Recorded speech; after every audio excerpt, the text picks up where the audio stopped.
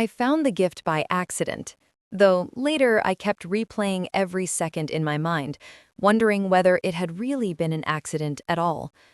The Christmas tree was already lit, radiating a soft golden glow that melted into the shadows of our living room. My husband, Daniel, was upstairs getting ready for the family dinner, and I was alone, adjusting the last ornament on a lower branch because it had somehow turned to the wrong side. That's when I saw it. A small box pushed far behind the trunk, almost invisible, wrapped in deep green paper with no ribbon, no tag, no sign it was meant to be found. It was too carefully hidden, tucked so far under the branches that I had to slide my hand deep into the darkness to reach it. It felt cold, almost out of place among the warmth of the lights, and for a moment, something inside me whispered that maybe I shouldn't touch it. But I did, and that was the beginning of everything falling apart.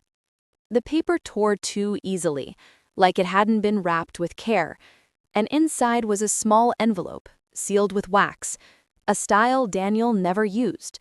My name wasn't on it. In fact, no name was. My heart thudded harder as I brushed my thumb across the fragile paper. Something in me screamed to wait for him, to ask him what this was.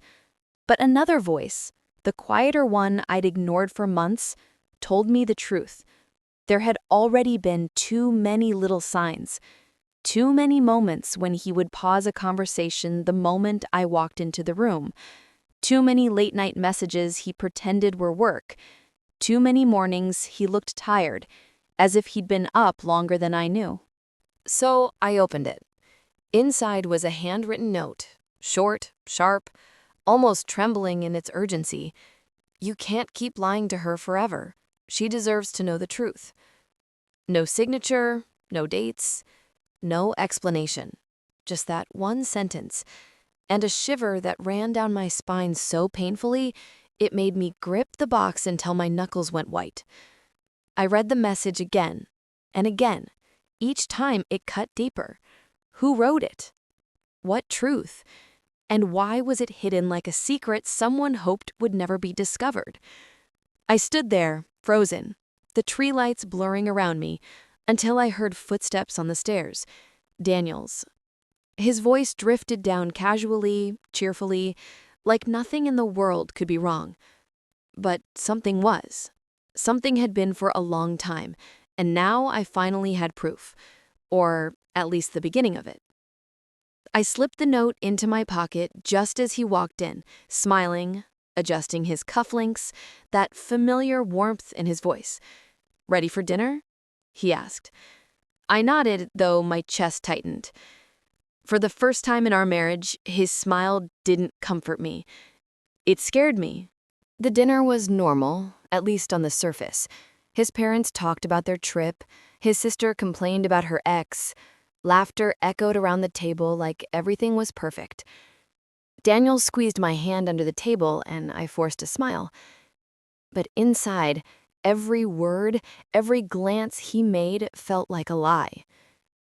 When we got home, he fell asleep easily, but I couldn't. The note burned inside the drawer of my nightstand, demanding answers. I lay awake, my thoughts unraveling like threads too thin to hold on to. At 3 a.m., I got up quietly and went downstairs. The tree lights were still on, flickering softly, making the living room glow with a warmth I no longer felt. I sat on the couch, holding the note again, tracing every letter. You can't keep lying to her forever. I knew one thing. This wasn't a prank. It wasn't from a friend. Someone was warning him. Someone knew something I didn't. But who? And what truth had he been hiding? The next morning, everything in Daniel's behavior seemed suddenly suspicious. The way he avoided eye contact when he checked his phone. The way he hesitated before answering simple questions. The way he kissed me on the forehead before leaving for work. Soft, gentle, guilty. I waited 10 minutes after he left before grabbing my coat and following him. I had never done something like that before. I had always trusted him, or forced myself to. But trust now felt like a fragile ornament that had already fallen and shattered. He drove across town to a building I didn't recognize, a small clinic. My heart dropped. Was he sick? Was he hiding it from me? Was that the truth? I waited in the car until he came out, 15 minutes later, carrying nothing, looking frustrated, wiping his face with his hand before getting into his car again. I ducked low so he wouldn't see me. My breath fogged the window as I tried to steady myself. Something was wrong. Very wrong. He didn't go to work after that. He drove to a quiet residential neighborhood and stopped in front of a small gray house. He got out, looked around nervously, then knocked on the door. A woman opened it. Not young, not old, maybe mid-30s. Her face looked exhausted, her hair tied back loosely. She stepped aside to let him in. He hesitated. Then he walked inside. My entire body went numb. I didn't move for almost half an hour, staring at the door he had disappeared into. My mind created 1,000 possibilities, none good. When he finally came out again, he wasn't angry, or sad, or frustrated. He was devastated. His shoulders slumped, his eyes red, his hands shaking. He stood beside his car for a long moment, like he didn't know where to go next. Then he drove home. I didn't confront him that night. I couldn't. I was too afraid to hear the truth. Instead, I stared at him as he slept beside me, wondering how much of our life together had been real. The next morning, I returned to the house he had visited. I knocked. The same woman opened the door. When she saw me, her expression changed instantly. Not surprised, not confused, but deeply, painfully guilty. "You must be his wife," she whispered. My heart twisted. "Who are you?" My voice broke. She stepped aside, motioning me to come in. "I didn't think you'd find out like this." "Find out what?" I asked, my pulse pounding so hard it hurt. She looked at me for a long moment before speaking. "It's about the little girl." My world tilted. "What girl?" I whispered. The woman swallowed hard. "Daniel's daughter." When she said the word daughter, it felt like the floor beneath me tilted, like reality itself cracked open. For a moment, I couldn't breathe. The woman didn't look triumphant or pleased. She looked broken, like someone who had been carrying a weight she was never meant to hold. I stepped inside without saying a word, my legs moving on instinct. The house smelled faintly of lavender and something warm, maybe tea. It was quiet, too quiet. I stood in the small living room while the woman closed the door behind me. "My name is Clara," she finally said, her voice low, almost trembling. "And before you think the worst, please let me explain everything." I opened my mouth, but no words came. My throat had closed around them. The only thing I could manage was a shallow nod. Clara motioned for me to sit, but I couldn't. I stood there like a statue, waiting for her to continue, afraid that sitting down would make this real. "It's not what you think," she said softly. "Daniel and we're not together. We haven't been for years." Years. The words stung, sharp and cold. "Then who is the girl?" I finally forced out, my voice so thin it barely sounded like mine. Clara's eyes filled with something. Regret? Sorrow? Maybe both. "Her name is Lily. She's 6. 6. 6 years. My mind raced back in time. 6 years ago, Daniel and I had just gotten engaged. He was traveling a lot then, busy with work. Sometimes he would disappear for weekends, saying it was last-minute business. I remembered trusting him so blindly, it almost hurt to think about now. "She's his?" I whispered. Clara closed her eyes for a moment before answering. Yes. A sharp pain pierced my chest, like someone pressing a knife between my ribs. It wasn't the shock of betrayal, not fully. It was the feeling of my entire life tilting out of balance, every memory shifting under the weight of this new truth. But why? I asked. Why didn't he tell me? That's the part you don't know, Clara said, taking a shaky breath. Daniel didn't know either, not until a few months ago. My mind reeled. What do you mean he didn't know? I didn't tell him. She looked away, ashamed. I didn't tell anyone. The room suddenly felt too small, the walls inching closer. Why? I demanded, my voice sharper than I intended. Clara rubbed her hands together nervously. Because Lily's father, he wasn't supposed to be Daniel. I was with someone else at the time, someone I thought was the father. But when Lily started getting older, there were things, little things that didn't add up. Her eyes, her smile, her voice cracked. I realized I'd made a terrible mistake, and when the truth became impossible to ignore, I had to tell him. I felt dizzy. So you told him recently? She nodded. 2 months ago. 2 months ago. The exact time Daniel had become distant. The exact time he'd started taking mysterious phone calls. The exact time doubt had started creeping into our home like a shadow. And the note under my tree? I asked, gripping the edge of the table for support. Who wrote it? Clara shook her head. Not me. My heart lodged in my throat. Then who? I don't know, she whispered. But someone else knows about Lily. Someone who doesn't want this to stay hidden. The house creaked, a soft sound that made both of us jump slightly. The air felt heavy, charged with something unspoken. Where is Lily now? I asked. Clara hesitated. She's not here. The way she said it made my stomach twist. What do you mean she's not here? She's missing. The room spun. Missing? I stammered. Clara nodded, tears finally spilling down her cheeks. She disappeared 3 days ago. I didn't want to involve the police yet. There are things about her biological father, things complicated and dangerous. But Daniel came yesterday because I told him. He's been trying to help me find her. My pulse hammered in my ears. So he wasn't cheating. He wasn't hiding another relationship. He was looking for his daughter. Yes, Clara whispered. And he didn't tell you because he didn't want to drag you into this danger. He wanted to figure things out before involving you. Danger, missing child, hidden notes, a secret someone was trying to expose. It was too much. Before I could say anything else, Clara's phone buzzed on the table. She froze when she saw the number. It's him, she whispered, voice shaking. Daniel? I asked.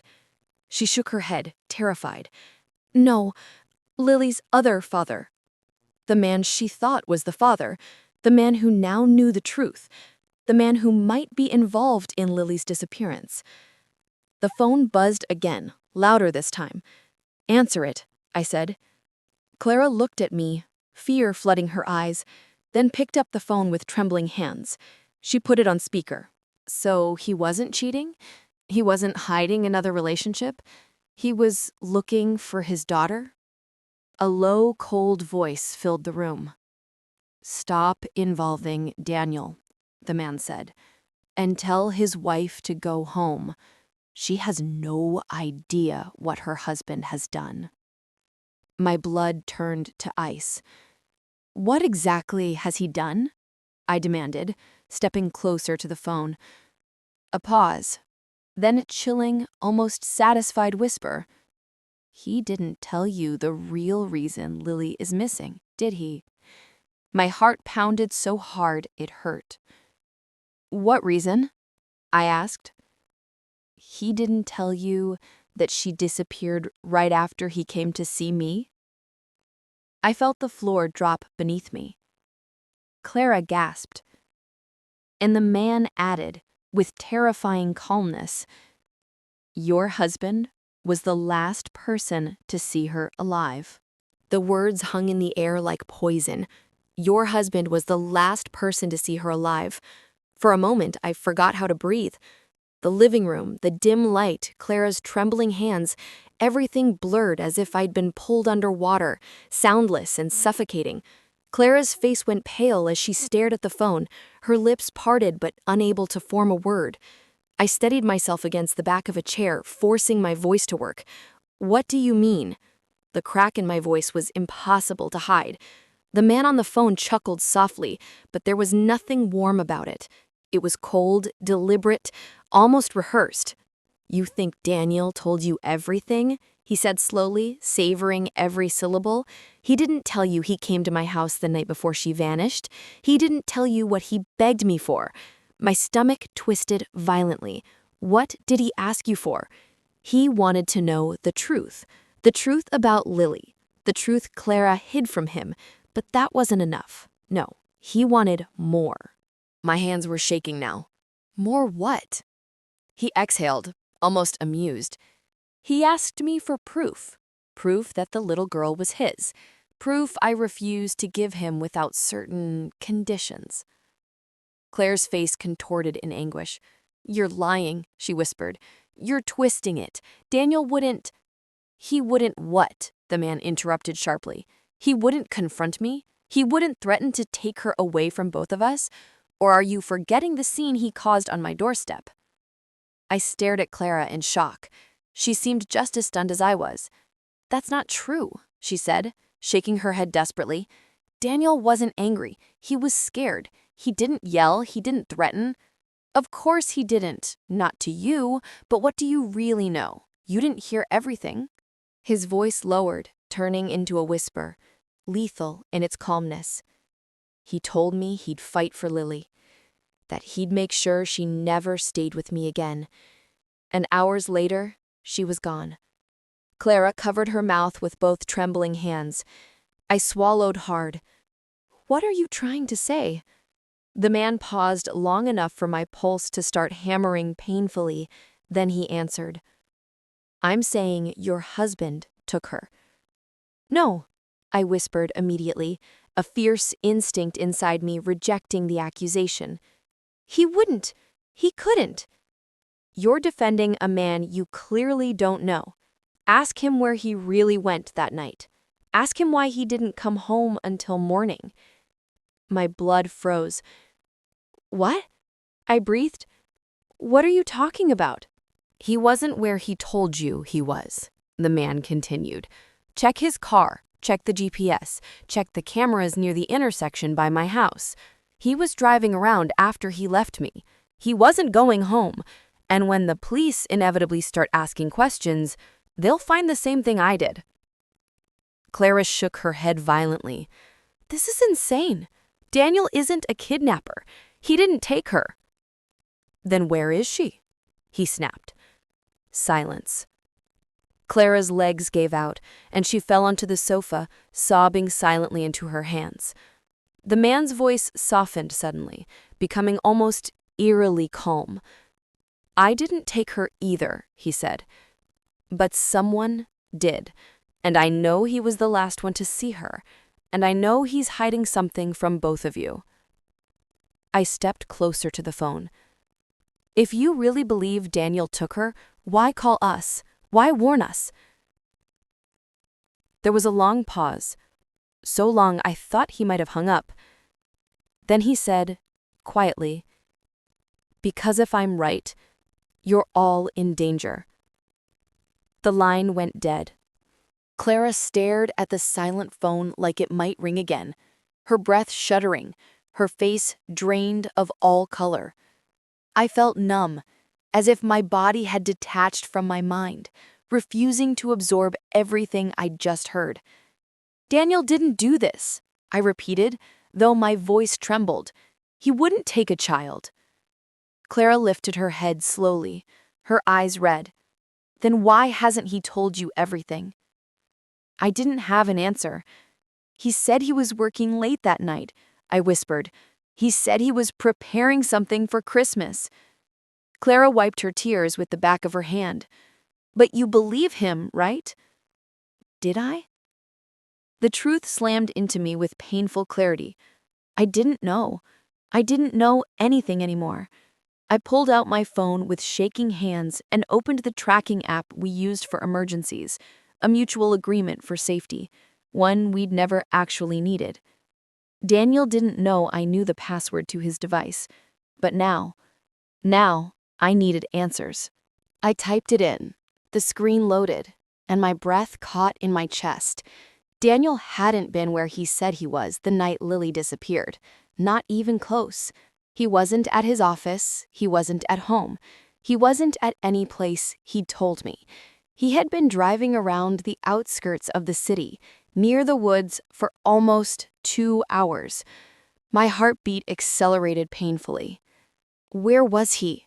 Clara asked, leaning forward, her voice barely audible. I turned the screen toward her. Her face went white. "That area," she whispered. "It's near the lake." The lake, the place where children played in the summer, the place that turned dark and silent in the winter, the place where anyone could disappear without a trace. I didn't realize I was crying until hot tears hit my hands. Clara stood suddenly, clutching my arm. "We have to go, now, before it's too late." "But what if Daniel—" "We need to know the truth," she said, her voice trembling with urgency. "Whether he's involved or not, he was there. Something happened that night, something he didn't tell you. We need to find out what."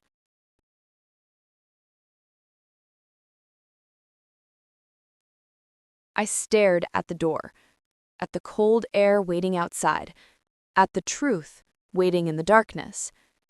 And as we stepped out into the freezing wind, one thought echoed in my mind, relentless and terrifying. If he lied about the lake, what else had he lied about? The silence of the house wrapped around me like a cold, invisible fog as I stepped deeper into the living room, still clutching the small velvet box that had shattered my world just minutes ago. The Christmas lights, once warm and comforting, now flickered with an eerie rhythm, as if responding to the chaos twisting through my mind. I could still feel the imprint of the message burned into my thoughts, those sharp, merciless words that hinted at betrayal, danger, and secrets I never imagined could exist inside my marriage. My hands trembled, but I couldn't tell if it was fear, heartbreak, or the lingering shock that refused to loosen its grip. A floorboard creaked somewhere down the hallway. I jumped. It was ridiculous. This was my home, my safe space. But suddenly, nothing here felt familiar anymore. Not the walls we painted together, not the family photos arranged with perfect smiles, not the tree, twinkling beside the window, beneath which the gift had been hidden like a trap, as though someone had waited for the perfect moment for me to be alone, vulnerable, unsuspecting, to reveal a truth that could tear everything apart. The house breathed with me, every whisper of air charged. I wanted to scream for my husband, to demand he explain the words carved inside the lid of the box. But another part of me, raw and trembling, was terrified of the answer. What if the message wasn't lying?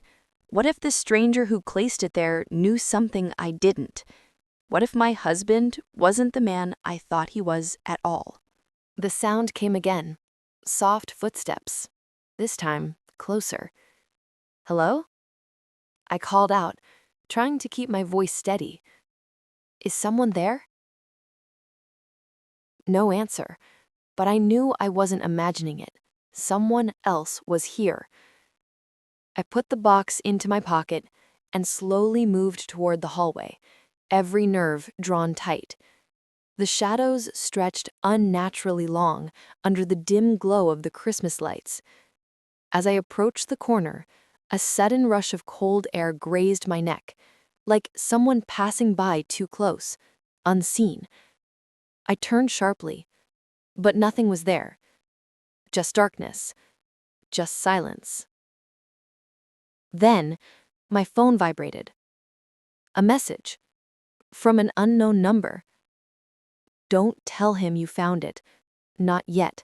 You're in danger. My heart slammed against my ribs. I stared at the screen, numb. Danger? From whom? Why me? Before I could process it, a voice suddenly broke the silence behind me. Low, strained, too controlled. Why do you look so scared? I turned, pulse roaring in my ears. My husband was standing at the other end of the hallway, still wearing his coat, snow melting in droplets around his shoes. His expression was unreadable, too calm, too careful, and something in his eyes made my breath catch. "What's wrong?" he asked again, stepping closer. "What happened?" My mind raced. Should I show him the message? Ask about the box? Demand the truth? But something stopped me, something cold and instinctive. The unknown number's warning. Don't tell him. I swallowed hard and forced a smile that felt like it might crack my face. "Nothing," I managed. "Just tired." He watched me for a long moment, long enough to make me feel small and exposed under that gaze. Then he slowly nodded. "Come on," he said softly, brushing his hand against mine. "Let's get some rest." But when his fingers touched my skin, I flinched, and I saw his jaw tighten, just for a second, but enough to reveal something sharp beneath his usual charm, something calculating. That night, long after he fell asleep beside me, his breathing steady, I lay awake staring at the ceiling, the message replaying in my mind like a warning bell. The velvet box pressed against my ribs under the blanket, a small, silent threat. Danger. Secrets. Lies. And someone out there who knew the truth. Someone who wanted me to know it too. But who? And why now? On Christmas? I thought that was the worst of it, but I was wrong, because the next morning I found another message, this time not on my phone, but slipped under my pillow. He's not who he says he is.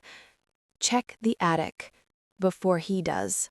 That night, long after he fell asleep beside me, his breathing steady, I lay awake staring at the ceiling, the message replaying in my mind like a warning bell. The velvet box pressed against my ribs under the blanket. A small, silent threat. The attic door groaned as I pulled it open, the sound echoing through the quiet house like a warning. My hands were shaking so hard I could barely grip the flashlight.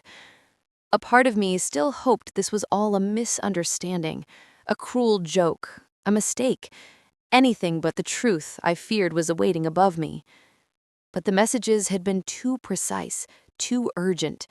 Someone wanted me to find something. Someone who knew my husband far better than I ever had. The attic swallowed me in darkness. The air was stale, cold, carrying the faint scent of dust and old wood.